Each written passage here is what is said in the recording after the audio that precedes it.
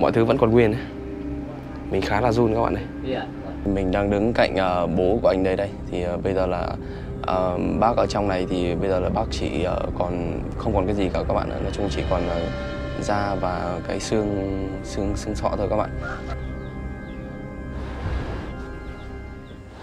Các bạn thân mến, thì tiếp tục cái tập hôm nay thì mình sẽ đi cùng với cả anh Amos ở đây. Thì anh là người bản địa ở đây thì anh sẽ dẫn mình vào một gia đình ở đằng kia các bạn. Thì ở đây có rất nhiều nhà người ta là để những cái xác của những người thân ở trong gia đình ấy. Mình cũng rất tò mò bảo là sao mà có một cái nơi mà người ta sống cùng cái xác chết như thế này đúng không? Nên là bản thân mình là gợi ra rất nhiều cái câu hỏi tò mò. Nên là hôm nay mình muốn đến tận đây và tận mắt chứng kiến xem người ta là sống như thế nào với những xác chết của người thân.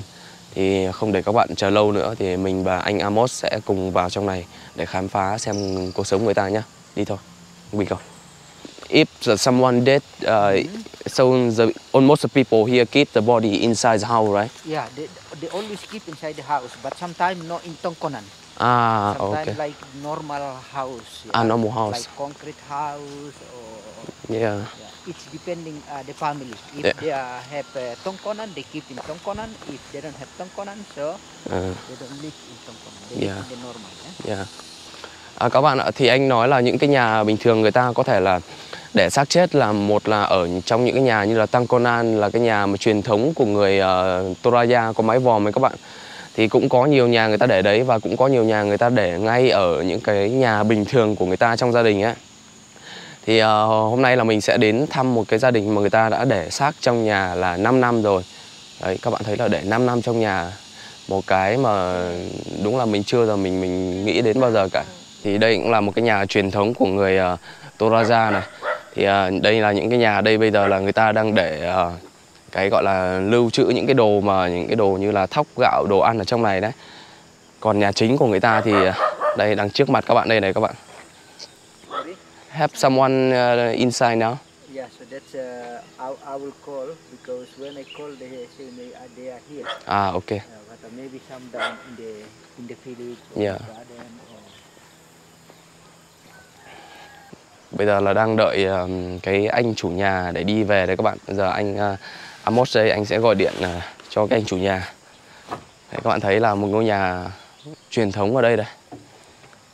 Và đằng trước của cái nhà là có rất nhiều những cái kiểu như là ruộng bậc thang là rất là đẹp các bạn ạ. Nhìn như là Sapa ở Việt Nam mình vậy. Đấy, nhà làm cái view đây có cả bàn ngồi uống nước ở đây này. Khá là nhà gia đình ở đây là mình thấy là khá là tao nhã đấy các bạn. Tao nhã nhìn ngắm đẹp không? Ngôi nhà mơ ước của nhiều người đấy. Nhiều người giờ trên thành phố là muốn lên những cái vùng cao như là Sapa hay là Đà Lạt hay những cái vùng nào đấy để có thể chọn được những cái đất như này để ở này.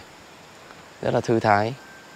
Có đồng núi và có đồng, có núi, có suối, rất tuyệt vời. Anh này anh cũng nói là anh cái người bản địa đây nhưng mà về cái vấn đề mà kiểu như là nhìn thấy xác bên trong ấy, anh cũng nói là anh cũng không dám nhìn các bạn. Tại vì khi mà nhìn đấy rồi thì anh ấy ám ảnh, anh không thể nào anh ngủ được ấy. Nên là khi mà tí nữa đi vào trong này đây thì anh ấy chỉ đứng xa cái quan tài mà có người mất ở đấy ấy. Thì anh nghe tiếng nào mà mình hỏi thì anh sẽ dịch cho mình thôi. Để mình cũng là một cái người mà yếu bóng vía các bạn. Nên là khi mà đi vào trong này thì mình nghĩ là đêm nay mình sẽ mất ngủ đấy các bạn. Nhưng mà không sao, mình đi đến đâu thì mình cũng muốn là tìm hiểu kỹ cái phong tục của người ta ấy, xem người ta sống như thế nào để có thể là một phần là mình hiểu biết hơn. Hai nữa là cũng là bây giờ cũng là một cái nghĩa vụ của mình là để cho các bạn, những cái vị khán giả ở đây, anh chị cô chú ở đây có thể là hiểu cặn kẽ những cái nơi, những cái văn hóa từng vùng mình đi qua các bạn ạ. Hy vọng là tối nay mình không mất ngủ. Và thực sự là một cái trải nghiệm rất đáng nhớ trong cuộc đời của mình đây. Lần đầu tiên trong đời các bạn ạ. Hello, how are you? Good. Fine. Jacob.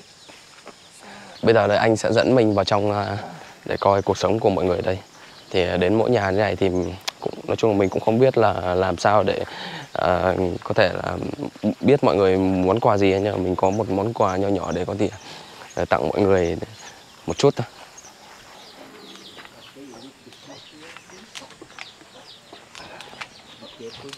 Yes. Đây, giờ mình sẽ ở bên nhà này.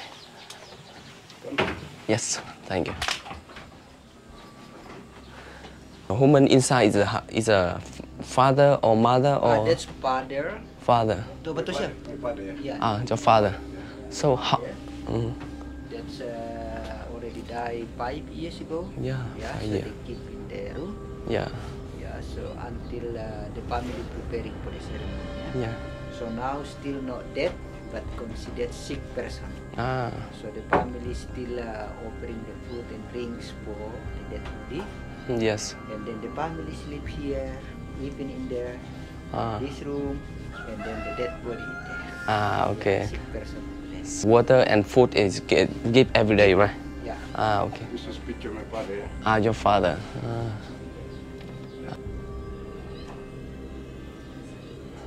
Okay, so now we can go. Please, yeah, you can go together. Yes. Đây là bác đây các bạn, bố của anh này. Đây thì các bạn thấy là mọi người có ngủ ở đây này. Đây. Thì đây là bố của anh đấy, đây thì coi như là một cái phòng riêng và coi như là cũng như người bình thường các bạn. Thì theo quan niệm của mọi người ở đây thì như là kiểu như là vẫn là người sống thôi, mọi người chỉ đang bị kiểu bị ốm một chút thôi hoặc là đang ngủ thôi các bạn.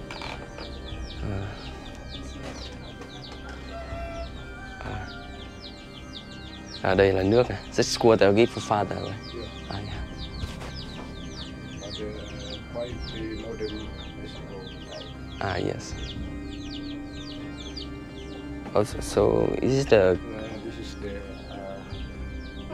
if we father smoke, if we wife apa namanya pakai pangan? anh đâu à? Siri. See. This is picture my father. Yeah. And you. I.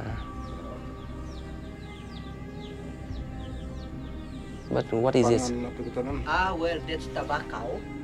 Where the offering from the family to the dead body for the sick person. Yeah, because I already said they still offering some drink, some food, or some tobacco, or some cigarettes sometimes, some water, whatever the family want to give them, they give. They Yeah. put next to it. Yeah. Because that means the person not dead yet. Yeah. So the spirit, they still be together with the family. According to the ancient belief of Torajan people, yeah. Yes. Yeah.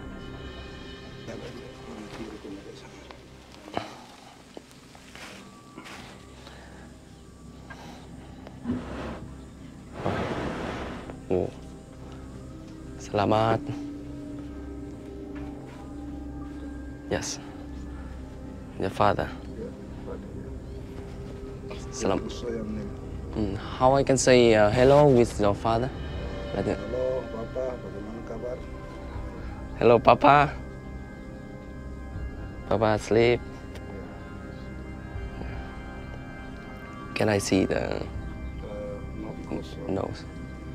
Yes. only the Yeah. So when you want to ceremony with your father? planning next year. Next year. Okay. How you can keep your father's body longer? Sorry. So that's why bagaimana?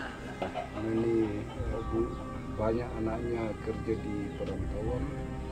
Yeah, so many children they live outside from Toraja, yeah, and also for the grandchildren. So that's why they should be waiting until they have enough time to come here together to make the funeral together. How you can keep the body like that, like for some time, like more than 10 days. Now it's 5 years. Yeah. So how to Oh yeah, because they already concept with the formalin injection. So the body already did it by the injection with the formalin, so slowly the body become dry, yeah, and not smell anymore. So in the first time, when you're asking him, it's like in the first time, like from 10-day beginning and 1 month beginning, there is any smell or any difficult of the, you know, the water leaking Yeah. or something? Oh, tidak. Never. Never.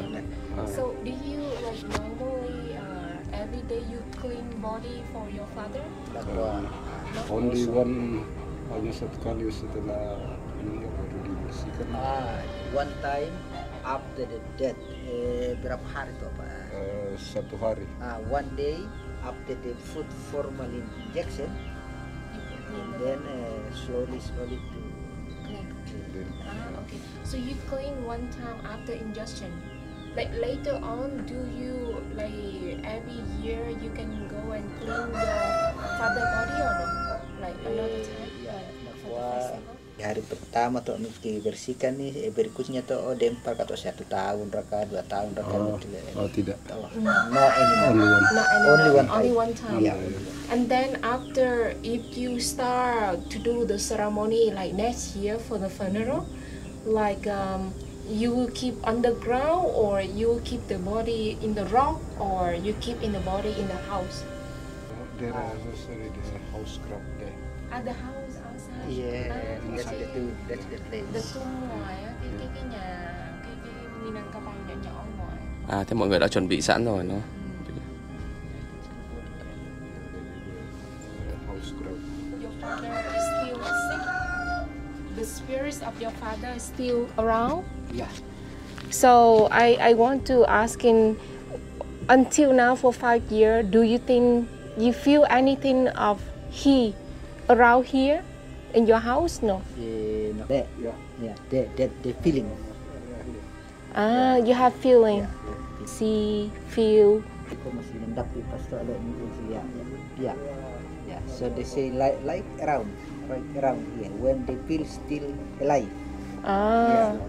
Vẫn còn cảm giác là có người xung quanh đây, vẫn còn cảm giác là bác vẫn còn xung quanh đây.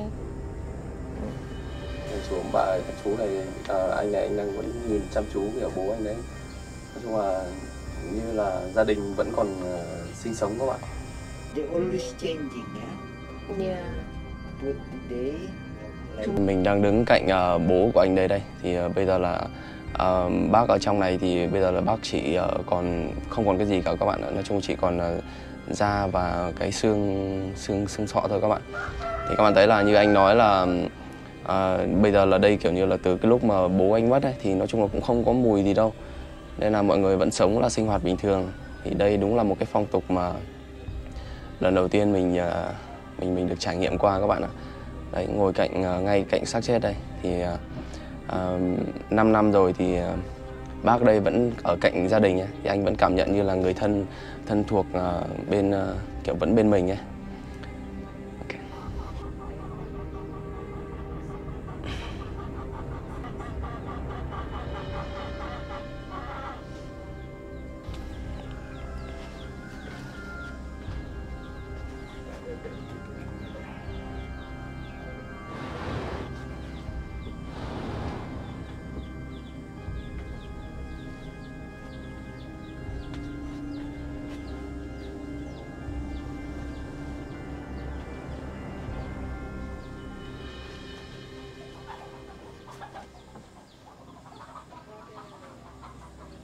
Huh? You have baby?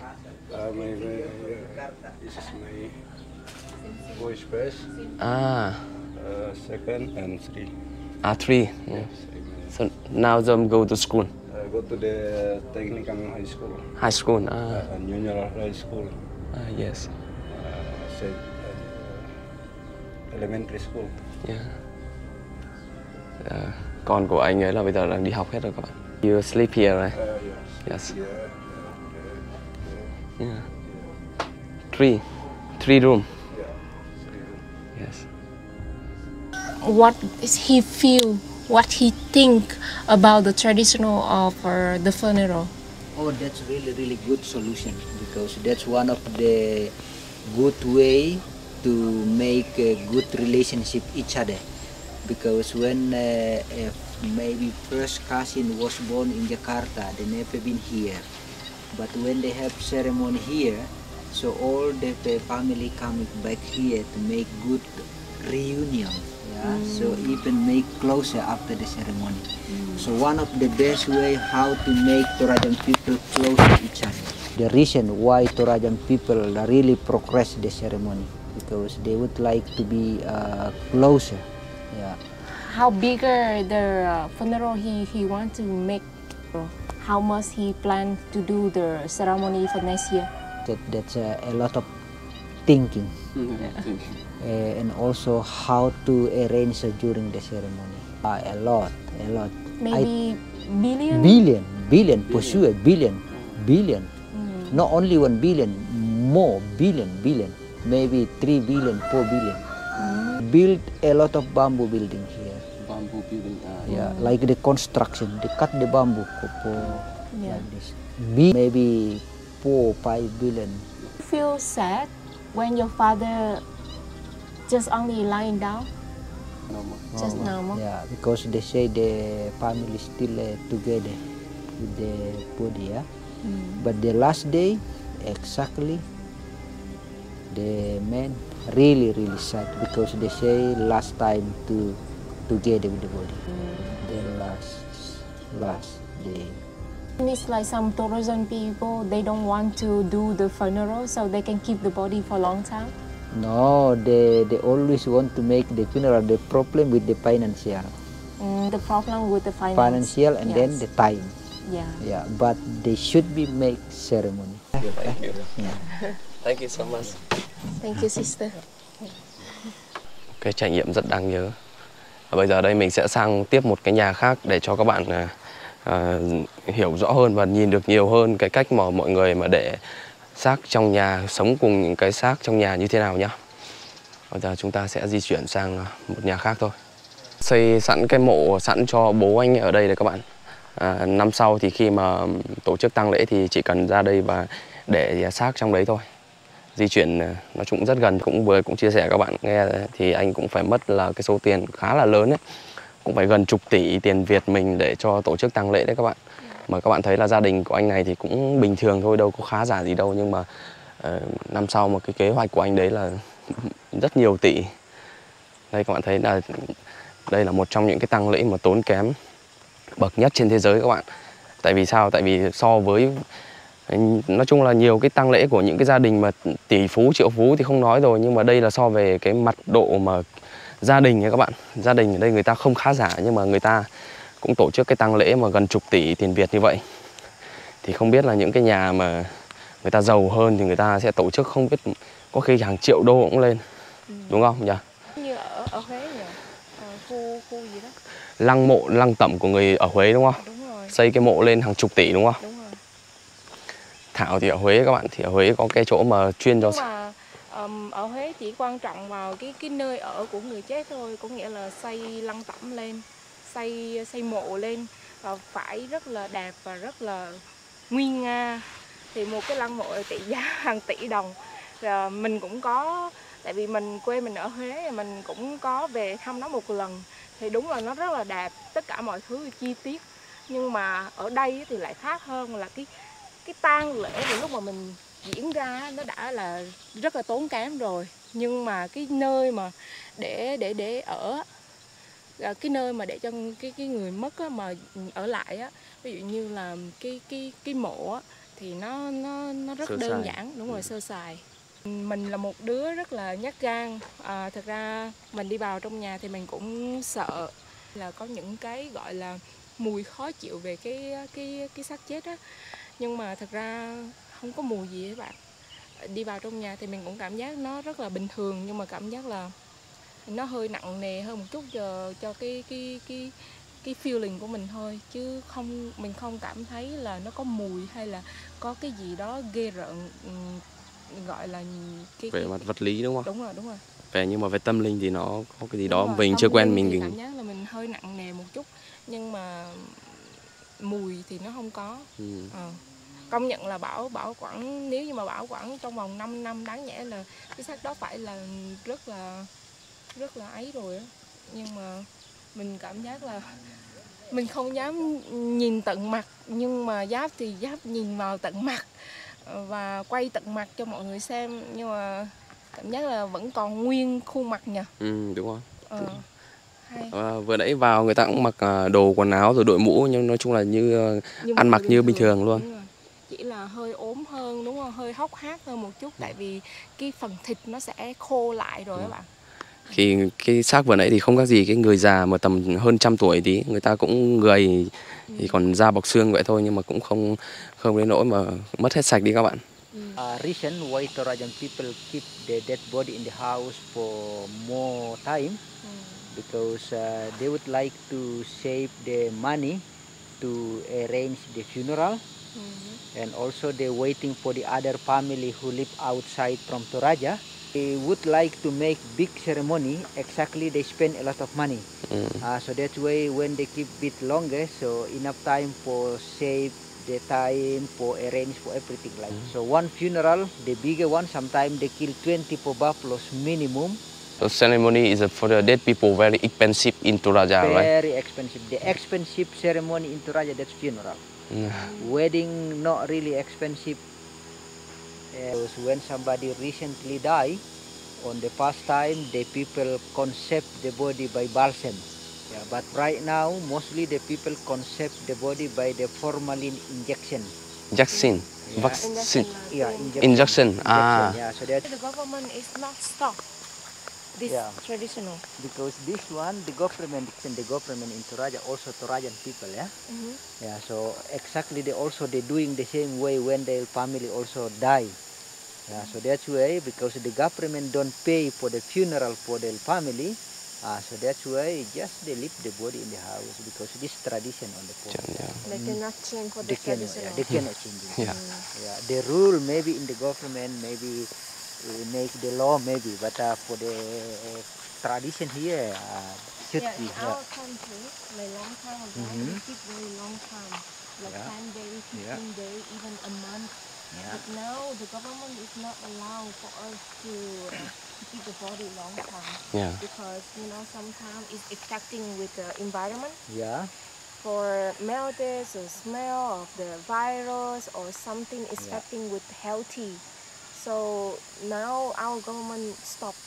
We just only allow keep for certain day, like 3 day maximum or something like that. Yeah. Các bạn có thể thấy những cái nhà nào mà người ta sẽ treo cái cờ trắng này thì có nghĩa đồng nghĩa việc là trong nhà này là cũng có một cái kiểu người thân trong gia đình mất ấy, và người ta sẽ để xác trong đấy. Dọc đây mấy nhà này và đằng sau vừa nãy là cũng có mấy cái cờ trắng nữa, thì đồng nghĩa việc là đấy trong nhà này đang có những cái thi thể người ta để ở đây các bạn. Nhưng mà không phải là ở đâu mình cũng có thể vào thăm được, thì cũng có nhà người ta đồng ý là cho mình vào thăm, nhưng cũng có nhà là người ta không đồng ý. Nên là cái việc mà đến đây mà để có thể là vào được chính xác nhà nào người ta đồng ý cho mình thì cũng là phải rất khó khăn các bạn. Cờ trắng này cũng có một phần ý nghĩa là người ta biểu hiện cho cái việc là những cái thân xác mà người thân mất ấy, trong gia đình là tầm kiểu là mới mất đấy các bạn, tầm khoảng dưới 1 năm. Còn nhà nào mà cờ mà màu đỏ hơn thì sẽ là kiểu như thân xác người ta để lâu năm hơn. Đấy. Nhưng mà cũng có nhiều nhà người ta cũng có thân xác để bên trong, nhưng mà người ta không có treo cờ. Nhưng mà một phần chính là khi các bạn về Toraja này thì hầu như nhà nào là người ta cũng để cái thân thể xác chết trong nhà. Đấy, như một cái gia đình này đây thì có một cái cờ trắng này các bạn. Thì bây giờ mình sẽ mời tất cả các bạn vào trong đấy để xem cái cách người ta sống cùng với xác chết như thế nào nhá. Yes. Đây, các bạn thấy phòng ngủ đây các bạn, phòng cho người mất đây.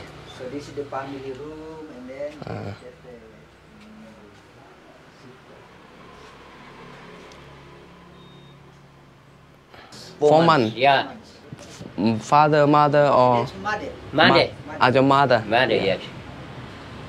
Đây là bà mất cách đây 4 tháng các bạn ạ. Thì các bạn thấy đây là đây thân thể của bà vẫn còn nguyên đây các bạn. Thì không biết mọi người đang bôi cái gì bên ngoài mà mình thấy là màu đen đấy các bạn. Đấy, đi vào đây thì cũng không có kiểu như là hampir 100 umurnya. đấy, thì như là mọi thứ vẫn còn nguyên ấy. Mình khá là run các bạn này. Iya. Bà hơn 100 tuổi. À, 100 years. Iya. Wow. Not enough. Bà là gần 100 tuổi, bà mất các bạn ạ. Thì đây. 8 bersaudara dia. Your mother have the skin have the black, right? But you put something outside, right? Put for Adakah sesuatu yang ditaruh di Ngiritia itu mana ada tapi kalau di they kepalanya. put the cream Dia di cream, yes. on the face. a cream. Iya. What kind of crab powder? Beda semacam apa? Beda. Beda. Iya, beda saja dikatakan. That's the powder like Iya. Johnson cream. Cream, ya. For the But what is the reason why he applied that? cream? because the family would like the skin, the mother always looks fresh. Iya. Fresh. Iya. Okay. Because she was like take care Iya. of the mother.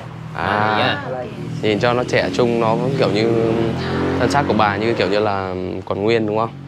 Something put inside for keep the body. Iya, injection dia. Iya. Berapa liter ini ibu? Iya. They need 4 liters. 4 liter. Iya. So put everywhere, Iya. everywhere in his body. Deep. Full injection because Oh dia ya Allah. They inject for Yeah. everywhere. Yeah. everywhere. Kiểu là bơm khắp người đúng không? Yeah. Tầm 4 lít. 4 liter just for one time and after that no need to. Only one time. Normally Yeah. just one time. Yeah. And after that no smelling, nothing. Only, Yeah. only smell with the medicine for maybe 2-3 days. The rest of them nothing. He needs to asking the permission from the government to get the which one? The formalin? Lurah. Yeah. Yeah, So yeah. They have recommendations from the chief of the village here Iya, dari to buy pilih. the formalin in the hospital. How much you buy for? Is it expensive for that formalin? 2 liter. Yeah, about 200. 200, yeah. Thousand for 1 liter. Iya. Because he 1000? Iya. Or So- 200 million? no No. 200,000 Tahu Ah, so that's a for cheap. one liter. 1 liter, ya. Any family using the traditional way, like natural way from the medicine, from the nature, like leaf or Yeah, balsam. I think right now they still doing balsam, but mostly the people they interest to do with the formalin because very simple and very practice. Ya, very simple. Yeah, Very. very few family to do it. yeah. I think the deep people inside, maybe in the jungle, they know how to make it, right? Cách mà bây giờ là tiêm thuốc các bạn thì vừa như chú nói thì bây giờ cách đấy ở trong những cái thành phố lớn thì mọi người là phổ thông hơn, mọi người là kiểu như tiêm thế là thứ nhất là phổ thông hơn và mọi người dùng thường xuyên hơn đấy. Còn đâu cái cách mà ướp lá kiểu như lá mà từ trên rừng trên núi kiểu như thời xưa xa xưa mọi người làm ấy thì bây giờ là cũng ít phổ biến hơn rồi các bạn. Thì làm cách này vừa nhanh vừa rẻ và vừa tiết kiệm được thời gian và tiền của các bạn ạ. Đứng cạnh bà rất gần các bạn ạ. Và bà mới mất 4 tháng thôi nhưng mà đúng vào trong này thì không có mùi gì cả, như bình thường thôi. Bây giờ là mọi người là đã sẵn sàng cho cái lễ tang rồi các bạn. Bây giờ là mọi người đang cũng chuẩn bị những cái lán kiểu như là chỉ để chuẩn bị cho bữa lễ tang ấy. Thì bây giờ đang cũng xây dựng ở nhà Tung Cô Nan gần kia rồi, cũng đang xây dựng rồi các thứ lên. Thì như bác vừa chia sẻ đây là cái dự tính của bác là làm cho lễ tang của cho mẹ cho bà là tầm khoảng 2 tỷ tiền, nhiều nhất là 2 tỷ tiền Indonesia, thì tầm khoảng hơn 3 tỷ, gần 4 tỷ tiền Việt mình. Một số tiền rất lớn đúng không các bạn?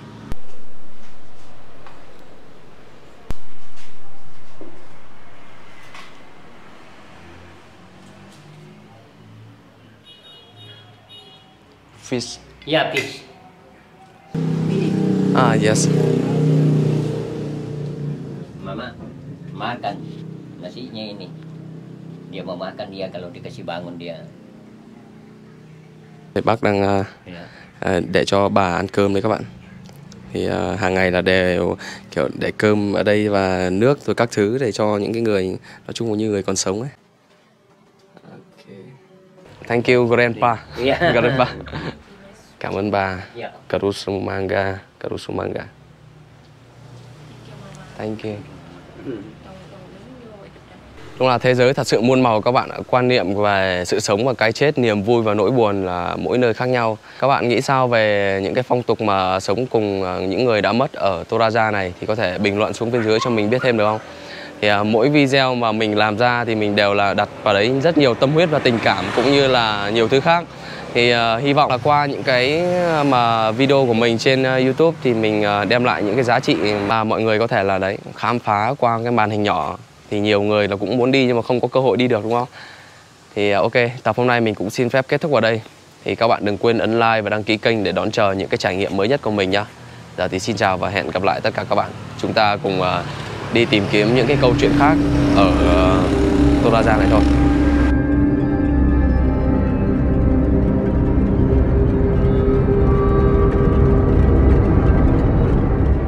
Đây là bò khô nhà mình làm, đảm bảo về chất lượng, an toàn và giá cả phải chăng. Nếu ai có nhu cầu thì có thể là đặt hàng của mình qua số Zalo mình ghi bên dưới đây. Mình có thể giao hàng trên toàn quốc. Anh em đặt hàng ủng hộ mình nhé. Bò khô. Bò khô. Bò khô.